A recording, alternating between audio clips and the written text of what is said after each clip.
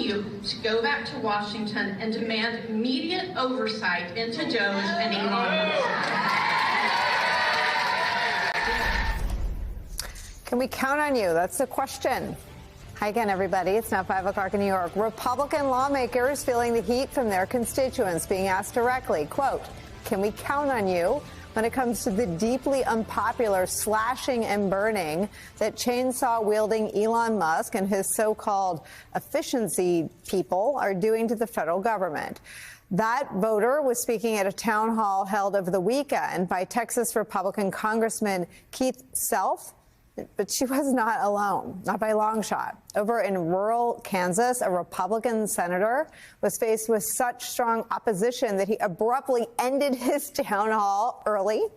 The local NBC affiliate described the 40-minute event as, quote, contentious nearly from the start, end quote. Take a look at the final moments before Senator Roger Marshall ended his town hall meeting. What the government is doing right now as far as cutting out those jobs, a huge percentage of those people, and I know you care about the veterans, are veterans. Yes.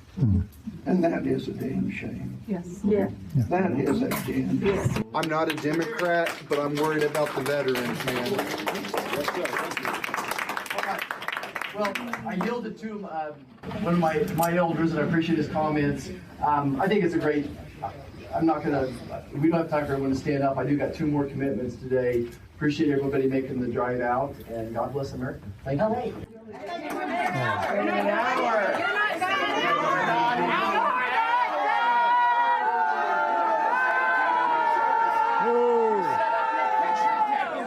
going to take pictures with you, buddy, right? Vote you out. If you told me that a Republican would leave the room when someone raised their hands and said, I'm not a Democrat, but I'm worried about veterans, I might not have believed you. I might have. When asked about all that later, the staffers for that senator made the fully unsubstantiated claim, and to our knowledge, as of 5:02 in the East, no evidence has been provided, but they claimed falsely without evidence that that town hall was, quote, sabotaged by Democratic operatives. In fact, as I played, you heard in the clip, someone said, I'm not a Democrat. I'm simply, quote, worried about the veterans. These events over the weekend and others in recent days and weeks showcase Americans speaking truth to power at their local town halls, and they underscore the public's growing uneasiness and anger over a lot of things, but especially Elon Musk's complete takeover of the federal government.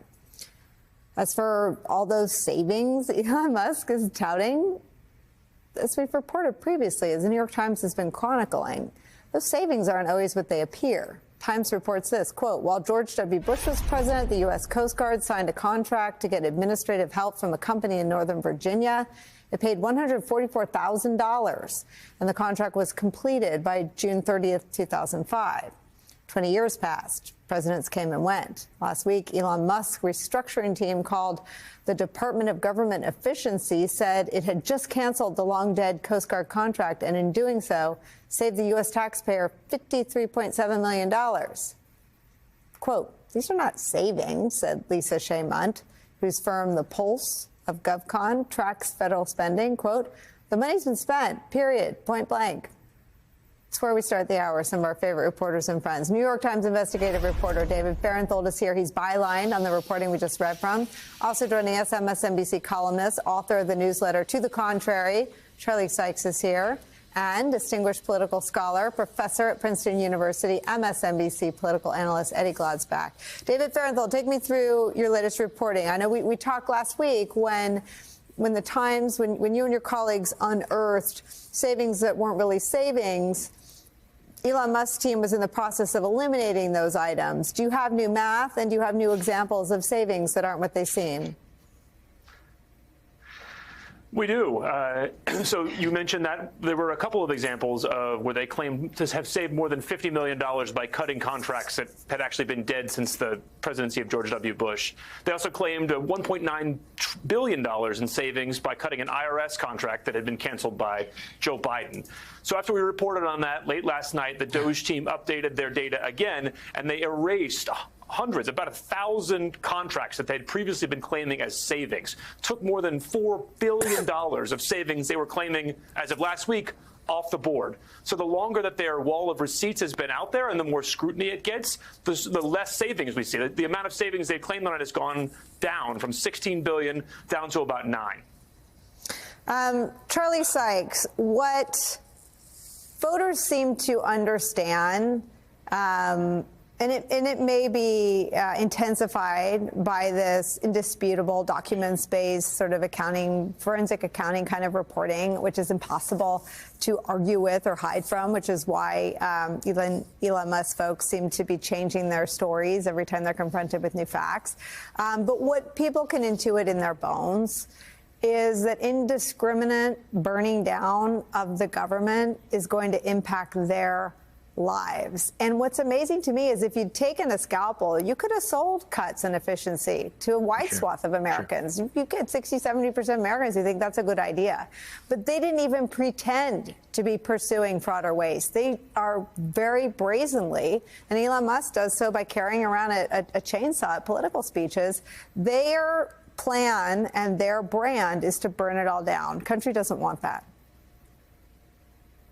Well, you know, the symbolism of the chainsaw doesn't appear to be that effective politically. Look, what I'm struck by is how early all of this is happening. You know, we were just past the 1 month point, and people are already coming out and asking questions like, why are so many veterans being laid off? Why are these programs being cut?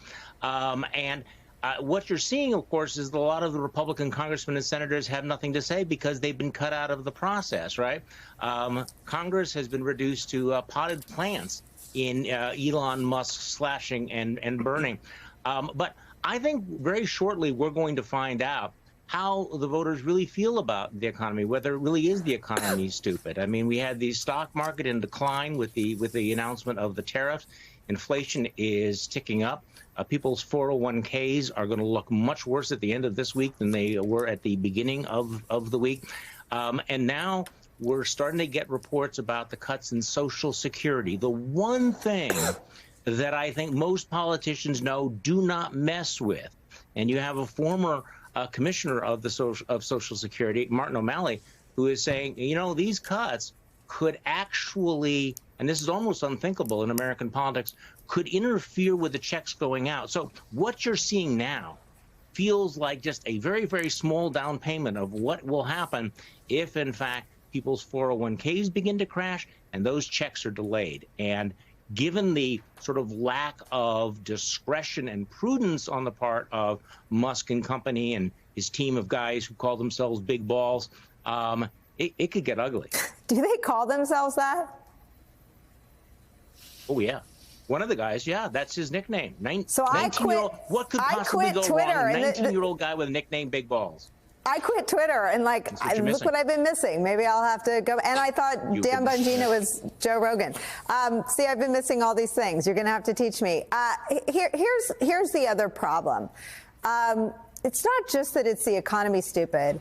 It's the callous indifference from the South African guy with the chainsaw. Here he is talking to Joe Rogan about Social Security, Eddie Glaude. Social Security is the biggest Ponzi scheme of all time. Right, explain that. Oh, so, well, people pay into Social Security, and the money goes out of Social Security immediately, but the obligation for Social Security is your entire retirement career. If you look at the future obligations of Social Security, it far exceeds the tax revenue. So, again, I haven't given political advice for very many years, and I'm not sure I was ever any good at this, but I would never advise anyone to say, quote, Social Security is the biggest Ponzi scheme of all time. It's life and death. It's medicine and food and heat for a lot of people, and it embodies, it encapsulates this callous indifference I was talking about, Eddie.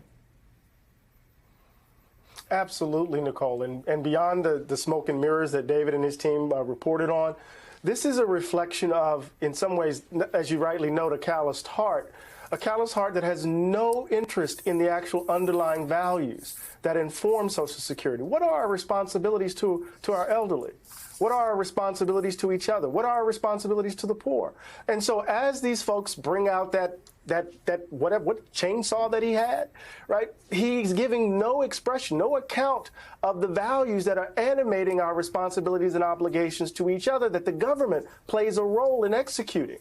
And so you hear people making explicit, we care about veterans. You hear people making it explicit, we care about our fathers and mothers and grandfathers and grandmothers, right?